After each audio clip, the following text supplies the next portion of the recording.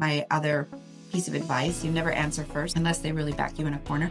But you should always talk about all the other ancillary benefits. So when you say, based on what I saw the range was, or the homework, or thank you for sharing the range, I'm really curious about all the other ancillary benefits that go along with it. And as we go along the process, we can talk about those. Bonus, equity, sign-on bonus, severance, company car, fuel, other transportation, tuition reimbursement, development, sabbaticals. I mean, the list is so long. Healthcare benefits. Welcome to the Never Been Promoted podcast and YouTube channel. I'm on a mission to help you cut the tie to all the things that are holding you back so you can unleash your entrepreneur. Today's guest coming in here is Keri Lynne Shaw. She is the founder and CEO of the Salary Bump.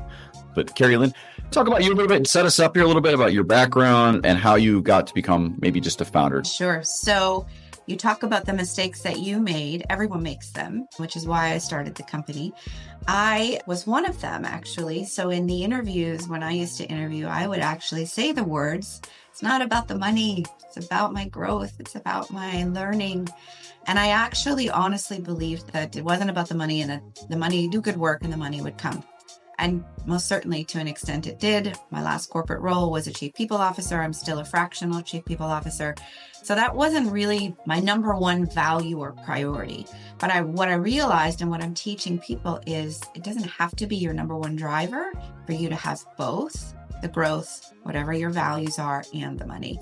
We all have financial goals. We all have mortgages to pay, retirements to save for, kids to put through college.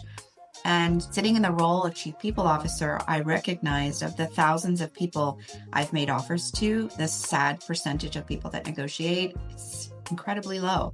I mean, statistically, we can look at the stats that show it's approximately 50%, less than 50%. In my experience, it was more like 15. And so I set out to change that. And I've been actually doing it for the last decade. And so my entire journey was people telling me, Kale, you should do this for a living. Why aren't you doing this? Why aren't you launching a company? Why isn't this your full-time gig?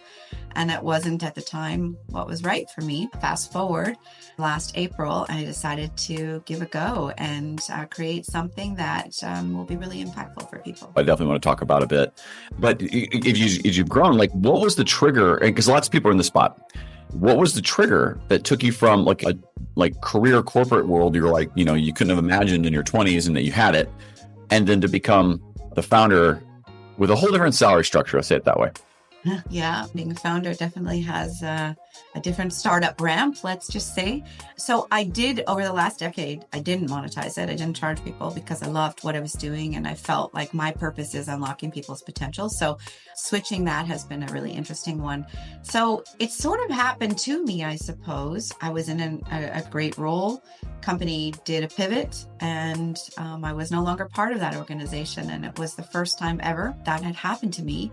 And I really had to take a beat and figure out, what do I want to do next? I was applying for chief people officer roles. Every company needs us, industry agnostic, doesn't matter. And I kept coming in second for all of my interviews. And I thought, is someone trying to tell me something? So I decided it just was something that I woke up one day and I had a dream about it. I had a friend over for dinner. I was telling him about it. He couldn't stop talking about it. He said, Kale, you have to do this. And he said, why don't you write the A to Z's of the salary bump? So I did have the name. And I thought, that's an interesting idea. So I woke up at 3 a.m. the next day and I could not stop. I could not sleep. I could not stop thinking about the A to Z's. So that was how it started. And I realized what I wanted to do was do something that would be scalable for people so that everybody could have access to it. There's 2 different ways people can work with me, one-on-one or an online program. And the online program is the one I'm so proud of and so excited for people to get their hands on and change their lives, change their career trajectory. Maybe you want to talk about that a little bit, what you're realizing in your journey right now of who it is your ideal customer profile. Yeah. It's actually not necessarily a demographic as much as it is somebody who wants to take control and get in the driver's seat of changing their life. So it's more about having that feeling and that desire to take some action. So I work from a one-on-one perspective, everything from CEOs to one, I just help negotiate a package as an automotive technician who just graduated with his top level achievements. And technicians are turning over at 50%. Dealers can't keep them. I spent 20 years in automotive, so I'm a total car nerd. And yeah, helped him negotiate a $50,000 raise on $100,000. So it varies. It's really dependent on who's really serious about it and who wants to do the work. Working with me one-on-one is it's a couple of sessions. We lock it down. If you're going with the online route, it's self-guided. So you have to want to take it seriously. But, Gen Z, people coming out of college are really finding it valuable because they have no idea where to start. And frankly, if I look at one of my missions, which is to close the gender pay gap, if I can help people at a much earlier stage in their career, we'll have a much better chance at not making the same mistakes you and I did early on. Pick me day one. What would you go from that day? What did you learn? And what would you take back, or what would you redo since I found out, now what? Yeah. So I had only ever been promoted in my career. And so to suddenly then be like, oh, okay, this is not a fit. It was a really interesting feeling that was actually the most freeing feeling of my life. So let's pivot a bit to what you're doing with the salary bump. So, and I'd love to get, either be an entrepreneur or someone just out there in a job trying to negotiate. Do you want to give them a top 3 of things to do, or a top 3 things or also things don't do? Yeah. So the biggest reason why people don't negotiate is they're afraid. So they're afraid that they might look greedy. They may or may not have a negative association to money or an awkward association to money, limiting beliefs like money doesn't grow on trees, filthy rich, I have to work harder, money won't be there. Like there's a lot of negative emotion around money. So there's fear, and there's fear of the job getting pulled. So they've made me an offer. They're going to pull the job from me if I negotiate.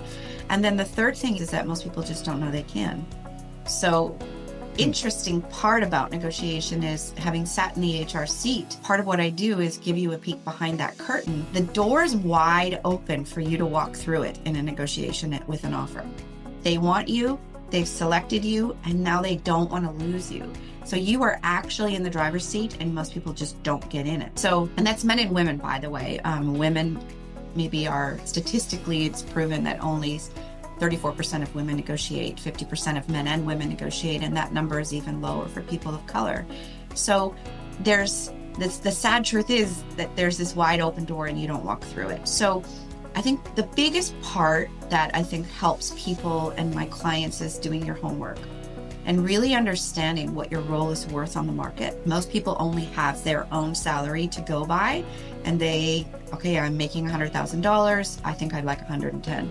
They have absolutely no idea what the market is paying. And so when you see roles posted in certain states, it's a law that, and in certain countries, it's a law that they have to post the range. That's a budgeted range. That's not a market value range. So be thoughtful about that. So if a company posts that the range is 75 to 125, the market could actually be 125 to 175.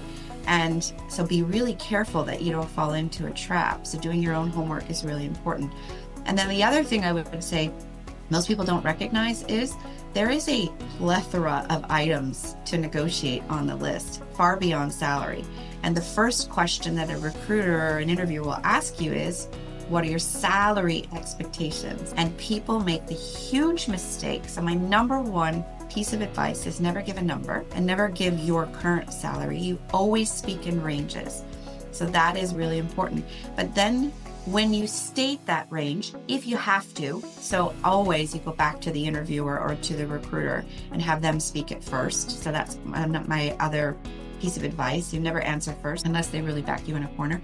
But you should always talk about all the other ancillary benefits. So when you say, based on what I saw the range was, or the homework, or thank you for sharing the range, I'm really curious about all the other ancillary benefits that go along with it. And as we go along the process, we can talk about those. Bonus, equity, sign-on bonus, severance, company car, fuel, other transportation, tuition reimbursement, development, sabbaticals.